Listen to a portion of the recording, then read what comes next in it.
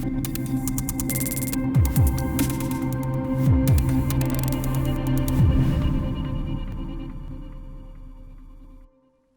and welcome back to this bite-sized Bible reading of Luke series, where today we're reading chapter 12, so we're going to be halfway there after today. Don't worry if you've missed any chapters, you'll be able to pick them up from YouTube, Facebook, Instagram, iTunes, Spotify, or some other podcast channels. So whether you're watching or listening, you'll be able to catch up. I'm reading from the NIV Bible, and I've been given written permission from Biblica to do so. More details of that on the description of this video. Please subscribe, like, follow wherever you're watching or listening from. It really helps and encourages me that you want to hear more. So let's carry on and get on with chapter 12. Meanwhile, when a crowd of many thousands had gathered, so that they were trampling on one another, Jesus began to speak first to his disciples, saying, "Be on your guard against the yeast of the Pharisee, which is hypocrisy. There is nothing concealed that will not be disclosed, or hidden that will not be made known. What you have said in the dark will be heard in the daylight, and what you have whispered in the ear in the inner rooms will be proclaimed from the roofs. I tell you, my friends, do not be afraid of those who kill the body and after that can do no more. But I will show you whom you should fear. Fear him who, after your body has been killed, has authority to throw you into hell. Yes, I tell you, fear him. Are not 5 sparrows sold for 2 pennies? Yet not one of them is forgotten by God. Indeed, the very hairs of your head are all numbered. Don't be afraid. You are worthy more than many sparrows. I tell you, whoever publicly acknowledges me before others, the Son of Man will also acknowledge before the angels of God. But whoever disowns me before others will be disowned before the angels of God. And everyone who speaks a word against the Son of Man will be forgiven. But anyone who blasphemes against the Holy Spirit will not be forgiven. When you are brought before synagogues, rulers and authorities, do not worry about how you would defend yourself or what you will say, for the Holy Spirit will teach you at that time what you should say." Someone in the crowd said to him, "Teacher, tell my brother to divide the inheritance with me." Jesus replied, "Man, who appointed me a judge or an arbiter between you?" Then he said to them, "Watch out, be on your guard against all kinds of greed. Life does not consist in an abundance of possessions." And he told him this parable. The ground of a certain rich man yielded an abundant harvest. He thought to himself, "What shall I do? I have no place to store my crops." Then he said, "This is what I'll do.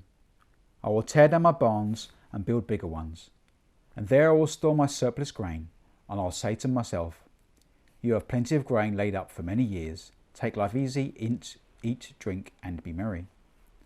But God said to him, "You fool, this very night your life will be demanded from you. Then who will get what you have prepared for yourself? This is how it will be with whoever stores up things for themselves, but is not rich towards God." Then Jesus says to his disciples, "Therefore I tell you, do not worry about your life, what you will eat, or about your body, what you will wear. For life is more than food, and the body more than clothes. Consider the ravens. They do not sow or reap, they have no storeroom or barn, yet God feeds them. And how much more valuable you are than birds. Who of you, by worrying, can add a single hour to your life? Since you cannot do this very little thing, why do you worry about the rest? Consider how the wildflowers grow. They do not labour or spin. Yet I tell you, not even Solomon in all his splendour was dressed like one of these. If that is how God clothes the grass of the field, which is here today and tomorrow is thrown into the fire, how much more will he clothe you, you of little faith? And do not set your heart on what you will eat or drink.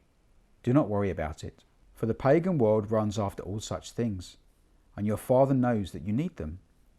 But seek his kingdom, and these things will be given to you as well. Do not be afraid, little flock, for your Father has been pleased to give you the kingdom. Sell your possessions and give to the poor. Provide purses for yourselves that will not wear out, a treasure in heaven that will never fail, where no thief comes near and no moth destroys. For where your treasure is, there your heart will be also. Be just ready for service and keep your lamps burning, like servants waiting for their master to return from a wedding banquet, so that when he comes and knocks, they can immediately open the door for him. It'll be good for those servants whose master finds them watching when he comes. Truly, I tell you, he will dress himself to serve, will make them recline at the table, and will come and wait on them. It'll be good for those servants whose master finds them ready, even if he comes in the middle of the night or towards daybreak. But understand this: if the owner of the house had known at what hour the thief was coming, he would not have let his house be broken into. You also must be ready, because the Son of Man will come at an hour when you do not expect him. Peter asked, Lord, are you telling this parable to us or to everyone? The Lord answered, Who then is the faithful and wise manager, whom the master puts in charge of his servants to give them food allowance at the proper time? It will be good for that servant whom the master finds doing so when he returns. Truly I tell you, he will put him in charge of all his possessions. But suppose the servant says to himself, My master is taking a long time in coming. And he then begins to beat the other servants, both men and women, and to eat and drink and get drunk. The master of that servant will come on a day when he does not expect him, and at an hour he is not aware of. He will cut him to pieces and assign him a place with the unbelievers. The servant who knows the master's will and does not get ready or does not do what the master wants will be beaten with many blows. But the one who does not know and does things deserving punishment will be beaten with few blows. From everyone who has been given much, much will be demanded, and from the one who has been entrusted with much, much more will be asked. I have come to bring fire on the earth, and how I wish it was already kindled. But I have a baptism to undergo, and what constraint I am under until it is completed. Do you think I came to bring peace on earth? No, I tell you, but division. From now on there will be 5 in one family divided against each other, 3 against 2, and 2 against 3. They will be divided, father against son, and son against father, mother against daughter, and daughter against mother, mother-in-law against daughter-in-law, and daughter-in-law against mother-in-law. He said to the crowd, When you see a cloud rising in the west, immediately you say it's going to rain, and it does. And when the south wind blows, you say it's going to be hot, and it is. Hypocrites! You know how to interpret the appearance of the earth and the sky. How is it that you don't know how to interpret this present time? Why don't you judge for yourselves what is right? As you are going with your adversary to the magistrate, try hard to be reconciled on the way, or your adversary may drag you off to the judge, and the judge turn you over to the officer, and the officer throw you into prison.